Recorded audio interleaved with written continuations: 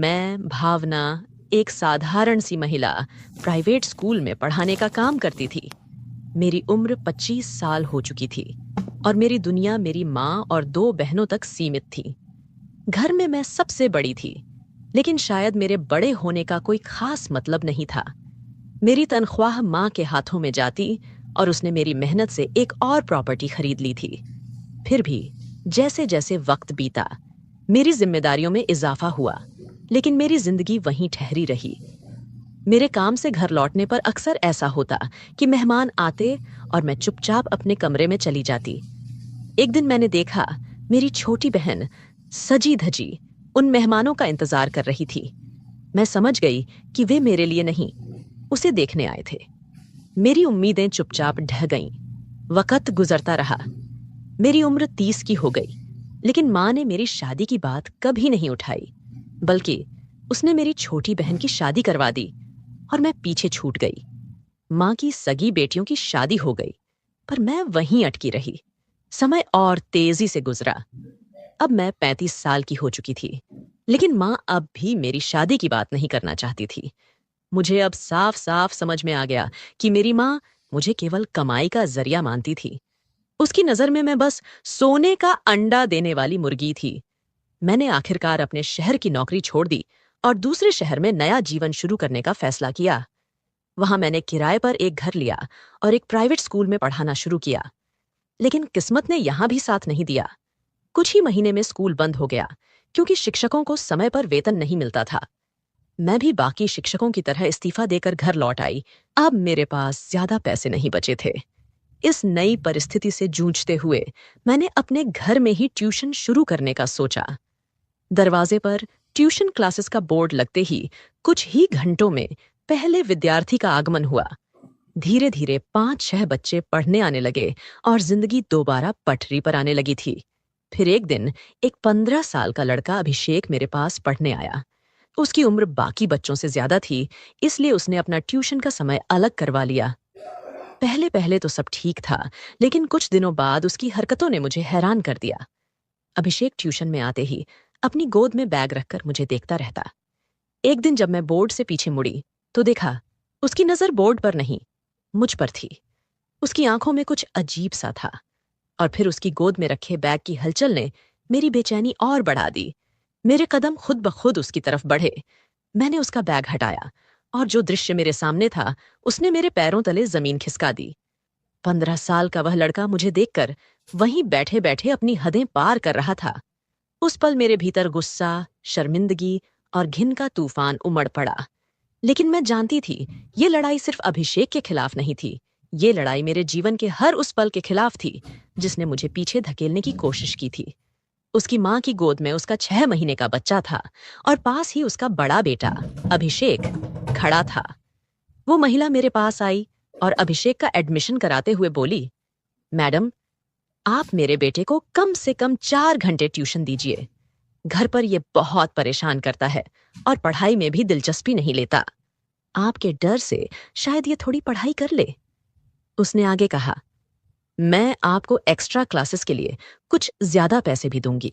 अतिरिक्त पैसे किसे नहीं चाहिए होते। वैसे भी मेरा खुद का कोई परिवार नहीं था और न ही मुझे किसी पति को जवाब देना पड़ता था। इसीलिए मैंने खुशी खुशी उसके बेटे को एक्स्ट्रा क्लास देने के लिए हाँ कर दी। अगले ही दिन से अभिषेक ट्यूशन आने लगा। मुझे जल्दी ही समझ में आ गया कि अभिषेक पढ़ाई में काफी होशियार है। बाकी बच्चों के जाने के बाद भी उसकी एक्स्ट्रा क्लास चलती रहती थी। ट्यूशन के दौरान अभिषेक बहुत सी अच्छी बातें करता था। उसके साथ समय कब बीत जाता मुझे पता ही नहीं चलता। शायद क्योंकि मैं भी अपनी जिंदगी में अकेली थी, तो उसकी बातें सुनकर मुझे भी कोई सहारा मिल गया था। ऐसे ही दिन बीत रहे थे। मैं जिस घर में रहती थी, उसकी ऊपरी मंजिल का एक कमरा पहले से ही टूटा हुआ था। अब वहां एक नया किराएदार आकर रहने लगा था, जो कि मेरी ही तरह अकेला था। एक शाम की बात है। 6 बजे के करीब अभिषेक अपने घर जाने के लिए निकला ही था कि तभी वह नया किराएदार मुझे चाय के लिए बुलाने आया। उसकी बात सुनकर अभिषेक अचानक रुक गया और बोला, मैडम, मुझे मैथ्स के कुछ सवाल समझने हैं। ये कहते हुए वह मुझे क्लासरूम में ले आया। जैसे ही हम अंदर पहुंचे, मैंने उसे ब्लैक बोर्ड पर मैथ्स के सवाल समझाने शुरू कर दिए, लेकिन अभिषेक का ध्यान बिल्कुल भी मेरी पढ़ाई पर नहीं था। वो बस यूं ही मेरा समय बर्बाद कर रहा था, ये मुझे समझ में आ गया था।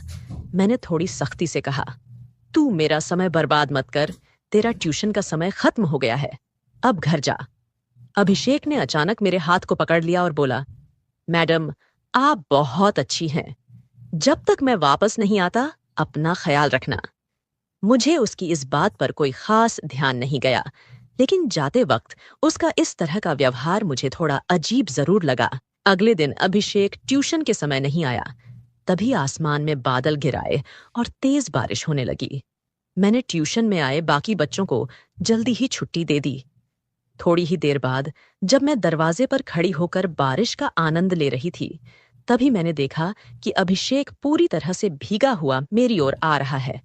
उसे इस हालत में देखकर मैंने जल्दी से उसे अंदर बुलाया और रुमाल फेंकते हुए कहा, जल्दी अंदर आ जाओ। अभिषेक घर के अंदर आते ही मुझसे लिपट गया। उसकी इस अचानक हरकत से मैं हैरान रह गई। वो रो रहा था। मैंने उससे पूछा, क्या हुआ अभिषेक, क्यों रो रहे हो? उसने सुबकते हुए कहा, आज मम्मी ने मुझे मारा है, मैं अब घर वापस नहीं जाऊंगा। उसकी बातें सुनकर मेरा दिल पिघल गया। उस रात वो घर जाने को बिल्कुल तैयार नहीं था।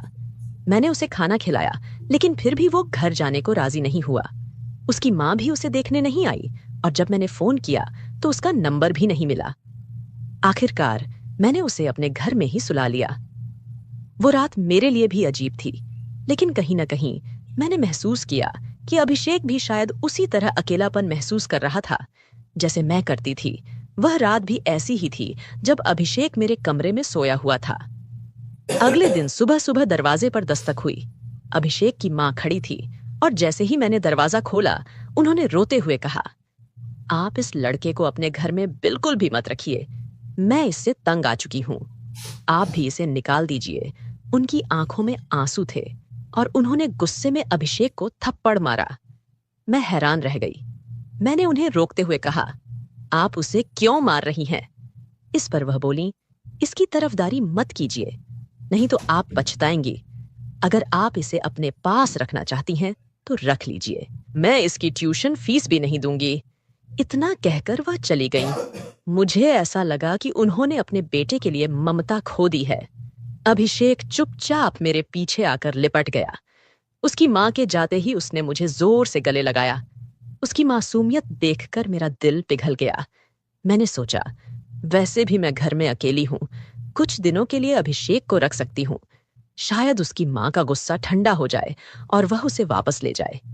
लेकिन ऐसा नहीं हुआ। अभिषेक की माँ ने उसके कुछ सामान दरवाजे पर छोड़ दिया और चली गई।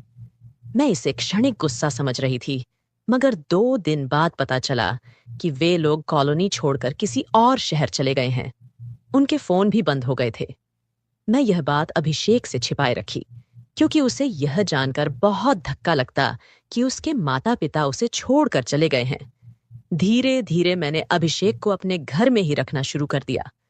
वह सुबह स्कूल जाता, शाम को ट्यूशन करता और रात को मेरे कमरे में आकर सोता। सब कुछ सामान्य चल रहा था, लेकिन एक रात कुछ अजीब हुआ।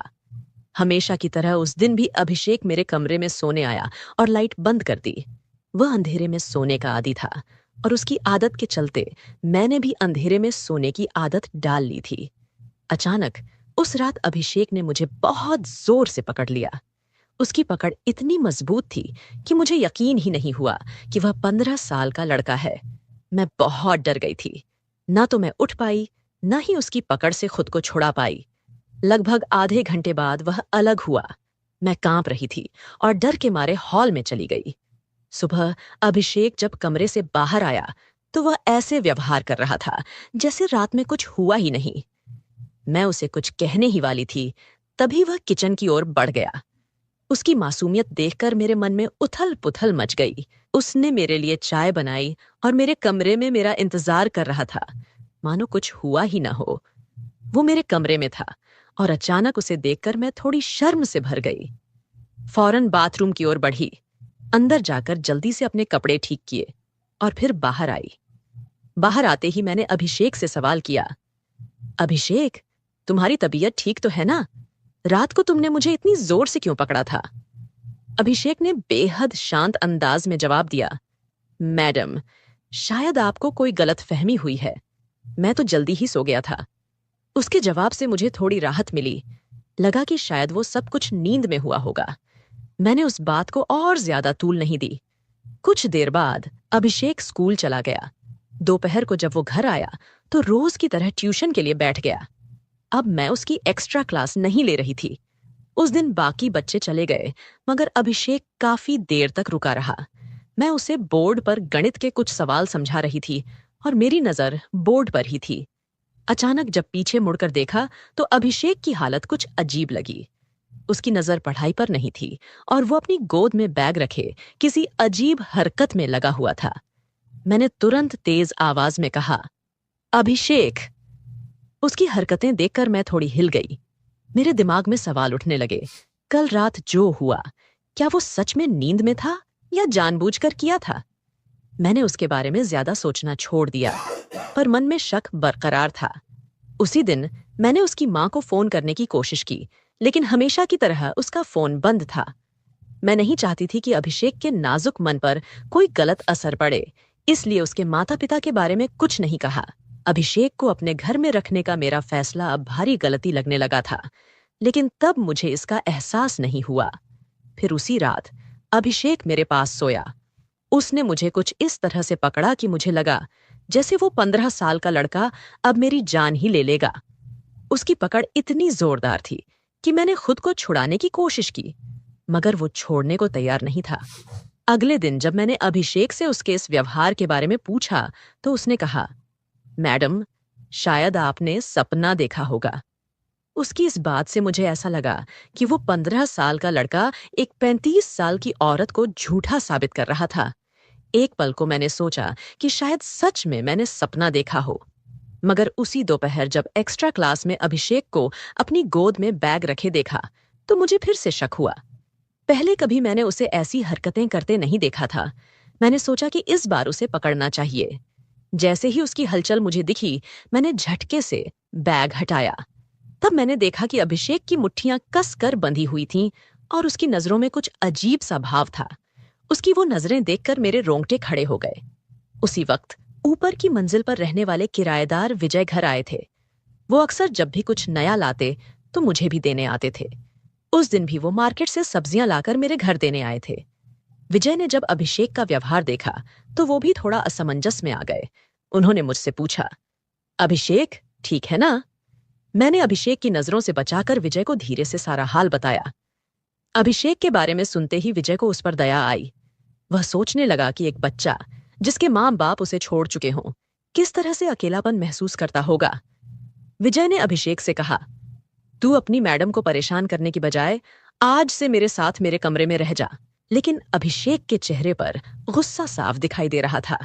वह मेरे पीछे छिपते हुए विजय को घूरने लगा और बोला, मैं अपनी भावना मैडम को छोड़कर कहीं नहीं जाऊंगा, और तुम भी आज के बाद मेरी मैडम के पास मत आना। यह अभिषेक का वही रूप था जिसे मैं समझ नहीं पा रही थी। उसकी ये अचानक की गई बदतमीजी ने मुझे चौंका दिया। मैंने उसे डांटते हुए कमरे में भेज दिया। विजय ने भी चुपचाप अपनी लाई हुई सब्जी मेरे पास रखी और वहां से चला गया। पर मुझे महसूस हुआ कि कुछ तो अजीब हो रहा है। रात को सोते वक्त अभिषेक अक्सर कुछ बड़बड़ाता, कभी शादी की बातें, कभी मेरे साथ भविष्य के सपने। पर ये बातें मुझे अजीब लगती। मैं जानती थी कि कुछ गड़बड़ है, लेकिन ये समझ नहीं पा रही थी कि आखिर ये सब क्यों हो रहा है। एक रात मैंने अभिषेक से कहा कि वह बाहर हॉल में जाकर सो जाए, पर उसने मेरी बात नहीं मानी। जिद करके वह मेरे कमरे में आया और आते ही कमरे की सारी लाइट्स बंद कर दी। कमरे में घुप अंधेरा हो गया और अभिषेक मेरे पास आकर लेट गया। आधी रात के करीब मुझे अचानक महसूस हुआ कि अभिषेक का बर्ताव फिर से अजीब हो रहा है। इस बार उसने धीरे धीरे मेरे शरीर पर हाथ फेरा और मुझे कस कर पकड़ लिया। मैं घबराई और जोर से चिल्लाने लगी। तभी विजय, जो हॉल में मेरी आवाज सुनने के इंतजार में था, दौड़ते हुए मेरे कमरे में आ गया। विजय को मैंने पहले ही अभिषेक के बदलते व्यवहार के बारे में बता दिया था और उसकी मदद के लिए बुलाया था। कमरे में आते ही उसने लाइट ऑन की। जब मेरी नजर अभिषेक पर पड़ी तो उसका चेहरा पूरी तरह बदल चुका था, गंभीर और खौफनाक। उसके हाव भाव देखकर मैं बुरी तरह डर गई थी। विजय ने किसी तरह अभिषेक से मुझे छुड़ाया, लेकिन अभिषेक बिस्तर पर ऐसे पड़ा था जैसे वह पूरी तरह से जड़ हो गया हो। उसके हाथ पैर अकड़ गए थे, आंखें कसकर बंद थीं और वह कांप रहा था। यह देखकर हमें बिल्कुल समझ नहीं आ रहा था कि उसे अचानक क्या हो गया। बिना देर किए हमने अभिषेक को अस्पताल पहुंचाया। अस्पताल में डॉक्टरों ने बताया कि अभिषेक को मिर्गी के दौरे पड़ते हैं और सही इलाज न होने की वजह से उसकी हालत बिगड़ती जा रही थी। डॉक्टर ने यह भी कहा कि अगर अभिषेक को समय पर अस्पताल नहीं लाया जाता तो उसकी जान भी जा सकती थी। डॉक्टर की ये बातें सुनकर मैं स्तब्ध रह गई। पिछले कुछ दिनों में अभिषेक के साथ एक गहरा संबंध बन चुका था, जैसे वह मेरे परिवार का हिस्सा हो। 2 दिन बाद अभिषेक को अस्पताल से छुट्टी मिल गई। घर लौटते ही वह मेरे पैर पकड़कर रोने लगा। तब मैंने उसे सांत्वना दी और कहा कि वह घबराए नहीं, सब कुछ ठीक हो जाएगा। जब मैंने अभिषेक से पूछा कि क्या उसके माता पिता का हाल चाल है, तो उसकी आंखों में एक अदृश्य दर्द था। मैडम, उसने धीरे से कहा, मेरे माता पिता इस शहर को छोड़ चुके हैं। जब माँ ने मुझे मार पीट कर घर से निकाला तो उसने कहा था कि मैं इस शहर से चली जाऊंगी। अभिषेक ने अपने अतीत का एक चौंकाने वाला रहस्य उजागर किया। जिस महिला को आप मेरी असली माँ समझती हैं, वह वास्तव में मेरी जन्म माँ नहीं है। मुझे अनाथालय से गोद लिया गया था जब मैं केवल 6 साल का था। उन लोगों की शादी को 7 साल हो चुके थे और उनके पास कोई संतान नहीं थी। कुछ साल बाद जब उन्हें अपना बच्चा हुआ तो माँ का मुझसे प्यार घटने लगा। उसकी आवाज में आंसू थे जब उसने कहा, जब मैंने ट्यूशन के लिए आना शुरू किया तब मैंने देखा कि आप मुझसे प्यार से बात करती थीं। उस दिन जब मेरी माँ ने मुझे घर से बाहर निकाला तो मैं आपके पास शरण लेने आया। आपने मुझे अपने घर में बिना किसी शर्त के रखा। विजय ने इस स्थिति को सुनकर कहा, अभिषेक, अगर तुम्हें कोई आपत्ति नहीं है तो मैं तुम्हें गोद लेना चाहता हूं। विजय और मैंने अपनी अपनी कहानियां साझा की। उसने बताया कि कैसे उसके समाज में उसके मेडिकल टेस्ट के कारण उसकी शादी नहीं हो पा रही थी। मैंने विजय को बताया कि मैंने अपनी शादी के बारे में कभी सोचा नहीं था, लेकिन उसकी अच्छाई ने मुझे अपनी सोच बदलने पर मजबूर कर दिया। हमने कानूनी रूप से अभिषेक को गोद लिया और हम तीनों एक नया परिवार बन गए। भगवान हमें किस रास्ते से जोड़ देगा, यह कहना मुश्किल है। मेरे अपने लोग मुझे छोड़ चुके थे, लेकिन विजय ने मुझे एक नया जीवन दिया और अभिषेक ने मुझे मातृत्व का अनुभव कराया। तो दोस्तों, यह थी आज की कहानी। क्या आपको यह पसंद आई? अपनी राय कमेंट बॉक्स में जरूर साझा करें। अगर आपको कहानी पसंद आई तो वीडियो को लाइक करें और हमारे चैनल को सब्सक्राइब करें। धन्यवाद। एक दिन रात के वक्त 20 साल की जवान लड़की अपने पिता के कमरे में जाती है और देखती है कि उसके पिता गहरी नींद में सो रहे हैं। वह लड़की धीरे से उनके पास जाकर बैठ जाती है और उसे देखकर पिता जाग जाते हैं। पिता पूछते हैं, बेटा इतनी रात को क्या हुआ, सब ठीक है ना? लड़की कहती है, पापा मेरे सिर में बहुत तेज दर्द हो रहा है और मुझे बहुत डर भी लग रहा है। क्या मैं आपके पास सो सकती हूँ? पिता मुस्कुराते हुए कहते हैं, बिल्कुल बेटा, कोई बात नहीं, आप आराम से सो जाओ, मैं यही तुम्हारे पास हूँ। पिता लड़की को बिस्तर पर सुला देते हैं और उसके सिर को प्यार से सहलाने लगते हैं। इससे लड़की को तुरंत आराम महसूस होता है और वह धीरे धीरे सोने लगती है। उस दिन पिता ने थोड़ी बहुत ड्रिंक भी की होती है। नमस्कार दोस्तों, स्वागत है आपका हमारे चैनल पर। आज की कहानी आपको चौंका देगी और आप सोचने पर मजबूर हो जाएंगे कि एक पिता और बेटी ऐसा काम कैसे कर सकते हैं। अगर आप हमारे चैनल पर नए हैं तो कृपया सब्सक्राइब जरूर करें ताकि आप हमारी ऐसी और भी कहानियां मिस न करें। तो चलिए दोस्तों, शुरू करते हैं आज की यह सच्ची कहानी, जो मध्य प्रदेश के सागर जिले की है। इसी जिले के एक गांव में छगन लाल नाम का एक आदमी अपने 3 बच्चों के साथ रहता था। छगन लाल की पत्नी की लंबी बीमारी के बाद मौत हो गई और 1 साल से घर की स्थिति बेहद कठिन हो गई थी। उसकी बड़ी बेटी की उम्र 20 साल, छोटी बेटी की उम्र 14 साल और सबसे छोटे बेटे की उम्र 9 साल थी। पत्नी के इलाज में सारी जमा पूंजी खत्म हो गई थी और अब छगन लाल कर्ज में डूबा हुआ था। आर्थिक स्थिति दिन ब दिन खराब हो रही थी और घर चलाना उसके लिए मुश्किल हो गया था। बच्चे भी अपनी माँ की याद में गुमसुम रहने लगे थे। छगन लाल के लिए उन्हें संभालना चुनौतीपूर्ण हो रहा था। घर की जिम्मेदारियों के साथ साथ बच्चों की देखभाल करना छगन लाल के लिए कठिन हो गया। वह सोचता था कि अगर वह बाहर काम पर जाता तो बच्चों की पढ़ाई प्रभावित हो सकती है और अगर वह घर पर रहता तो घर की जरूरतें पूरी नहीं हो सकती। इस दुविधा के बीच एक दिन छगनलाल के मन में एक विचार आया, शायद उसे दूसरी शादी करनी चाहिए। एक नई पत्नी घर की जिम्मेदारियों को संभालने में मदद कर सकती थी और बच्चों को भी एक नया जीवन मिल सकता था। छगनलाल ने इस विचार को गंभीरता से लिया और सोचा कि यह उसके और बच्चों के लिए सबसे अच्छा हो सकता है। उसने अपने परिवार और कुछ करीबी दोस्तों से सलाह ली, जिन्होंने उसे समझाया कि एक नई शादी से समस्याओं का समाधान हो सकता है। छगनलाल ने सोचा कि अगर वह दूसरी शादी कर लेता है तो घर भी आबाद हो जाएगा और वह भी बाहर कमाने जा पाएगा। फिर वह अपनी बेटी से कहता है कि बेटा, मैं सोच रहा हूँ कि दूसरी शादी कर लूं। इससे तुम लोगों की देखभाल भी अच्छे से हो जाएगी और मैं भी बाहर कमाने जा सकूंगा। तुम्हारी माँ के चले जाने के बाद जो तुम सबकी हालत हो गई है, अब मुझसे देखी नहीं जाती। पिता के इन सब बातों को सुनकर बेटी एकदम से खामोश हो जाती है। उसकी जुबान से एक भी शब्द नहीं निकल पाता। छगनलाल बेटी को समझाते हुए कहता है कि देखो बेटा, अगर मैं कमाने नहीं गया तो फिर घर चलाना मुश्किल हो जाएगा और मैं तुम सबको पढ़ा लिखा नहीं पाऊंगा। इतना समझाने के बावजूद भी वह लड़की खामोश ही रही। छगनलाल सोचता है कि उसकी बेटी अभी दुखी है, फिर किसी और दिन बात करेगा। उसके बाद वह वहां से चला जाता है और वह लड़की सोचने लगती है कि जब उसके पिता शादी कर लेंगे और जो सौतेली माँ आ जाएगी तो सौतेली माँ कभी अच्छी नहीं होती। उसने यह सुना भी था और अपनी आंखों से देखा भी था। वह यही सोच रही थी कि अभी उसके पिता बच्चों से बहुत प्यार करते हैं। अगर शादी के बाद वह भी बदल जाएंगे तो सौतेली माँ हमारे ऊपर बहुत अत्याचार करेगी और पापा भी उसी का साथ देने लगेंगे। उस दिन वह लड़की रात भर सो न सकी और पूरी रात यही सब सोचती रही।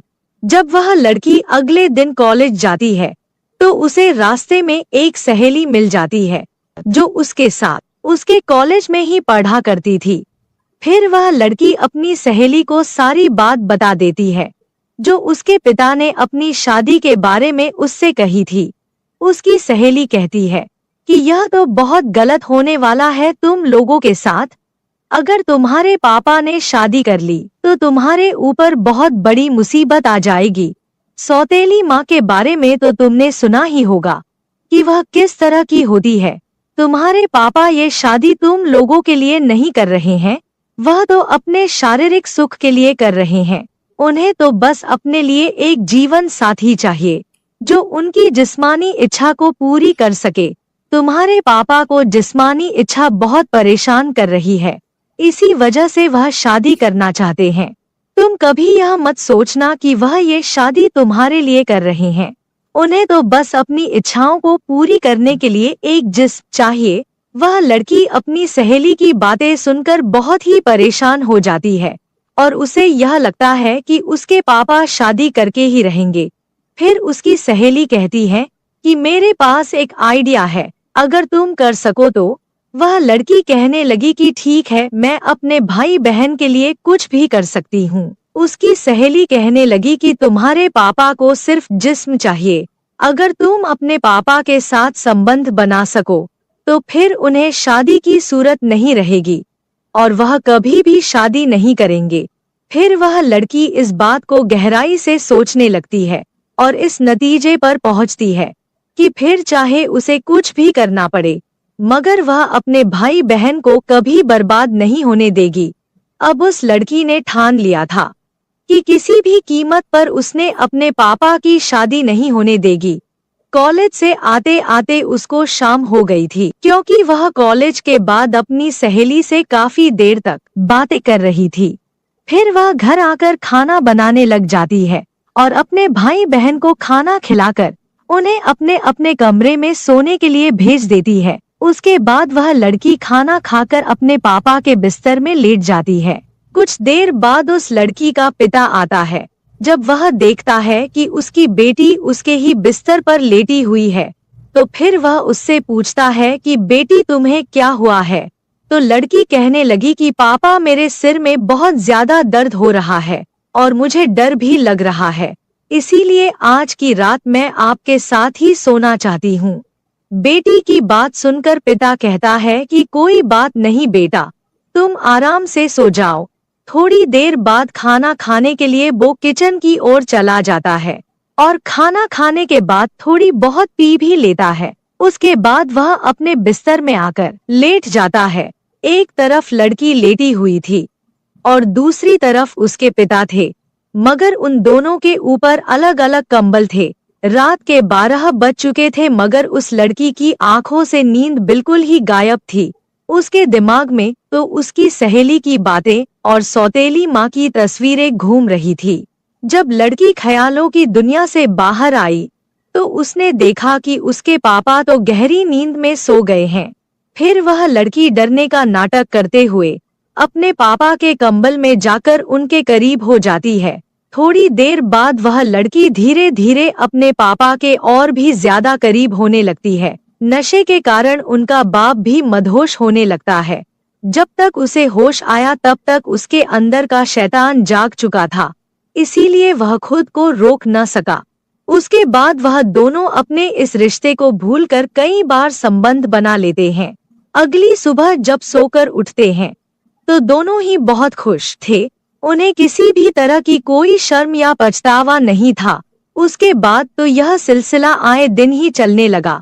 अब तो वह लड़की भी इसकी आदी हो चुकी थी। जब भी उनका मन करता तो वह अपनी इच्छाओं को पूरी करते थे। इसी तरह दिन महीनों में बदलते चले गए और महीने बीत गए, पता ही नहीं चला। एक दिन उस लड़की की तबीयत खराब हो जाती है और उसे उल्टी और चक्कर आने लगते हैं। फिर वह लड़की चेक करवाने के लिए डॉक्टर के पास एक क्लिनिक पर जाती है। तब उसकी रिपोर्ट आई तो उसके पैरों के तले जमीन खिसक गई। डॉक्टर ने उसे बताया कि वह 2 महीने से प्रेग्नेंट है। उस लड़की के गांव के ही एक औरत उस क्लिनिक में साफ सफाई का काम किया करती थी। जब उस औरत को इस बात का पता चला तो फिर वह औरत पूरे गांव में ढिंढोरा पीट देती है। छगन लाल की कुंवारी लड़की मां बनने वाली है। धीरे धीरे यह खबर आग की तरह पूरे गांव में फैल जाती है। छगन लाल का अपनी ही बेटी के साथ नाजायज रिश्ता है।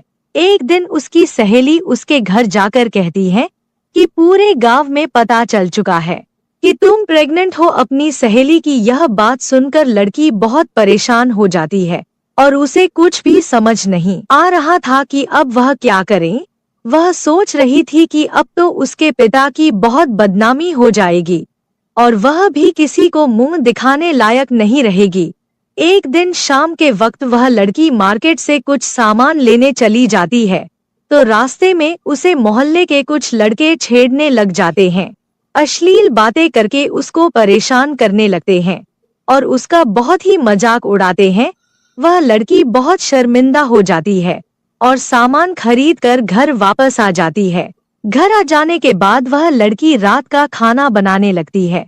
भाई बहन और अपने पिता को खाना खिलाकर अपने रूम में चली जाती है। उसके दिमाग में सिर्फ एक ही बात चल रही थी कि उसकी और उसके पिता की बहुत बदनामी हो रही थी। अवसर उठाकर कभी भी नहीं जी पाएगी। यही सब सोचते हुए रात के करीब समय एक 25 का था वो कदम उठाती है और रस्सी लेकर जंगल की ओर चली जाती है। जंगल में पहुंचकर वह अपने आप को फंदे से लटका लेती है और उसी गांव का एक आदमी जंगल की ओर जाता है तो वहां का मंजर देखकर उसके होश उड़ जाते हैं। जब पास जाकर देखता है तो कदम सन्न रह जाता है, क्योंकि वह लड़की उसी के गांव के में रहने वाले छगन लाल की बेटी थी। फिर वह आदमी इस खबर को पूरे गांव में फैला देता है। यह खबर उस लड़की के पिता को भी बताई जाती है। उस लड़की के पिता और गांव के सभी लोग जंगल की ओर चले जाते हैं और उन्हीं में से कोई पुलिस को भी फोन कर देता है। थोड़ी देर में पुलिस भी मौके पर पहुंच जाती है और उस लड़की को उतार कर उसका पोस्टमार्टम के लिए भेज देती है। जब पुलिस पूछताछ करना शुरू कर देती है तो पूछताछ के दौरान लोगों ने बताया कि यह लड़की पेट से थी, इसीलिए ही इसने आत्महत्या की है। एक आदमी ने तो यह भी बताया कि इस लड़की का अपने ही पिता के साथ नाजायज रिश्ता था और जो इस लड़की के पेट में बच्चा है वह भी इसी के बाप का है। लोग तरह तरह की बातें कर रहे थे और यह भी कह रहे थे कि भगवान ऐसे बाप किसी बेटी को भी न दे। पुलिस फिर छगन लाल को पकड़कर थाने ले जाती है और पोस्टमार्टम रिपोर्ट के आने का इंतजार करती है।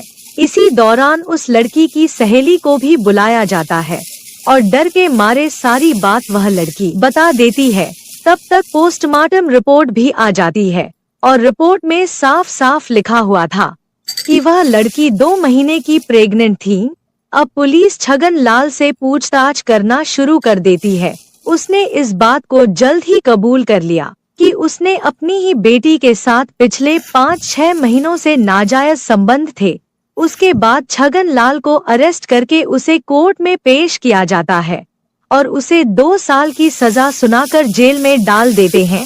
दोस्तों कहते हैं कि बाप और बेटी को भी ज्यादा देर तक एकांत में नहीं रहना चाहिए, नहीं तो मन में गंदे विचार आ जाते हैं।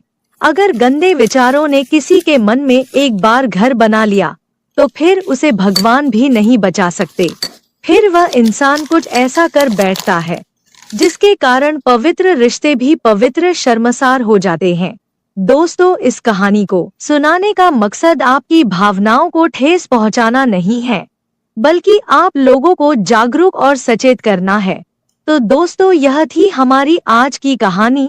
कैसी लगी हमें कमेंट करके जरूर बताएं और यह भी बताएं कि आपको किसकी गलती लगती है, पिता की, बेटी की या फिर उसकी सहेली की जिसने उस लड़की को यह गंदा मशवरा दिया था।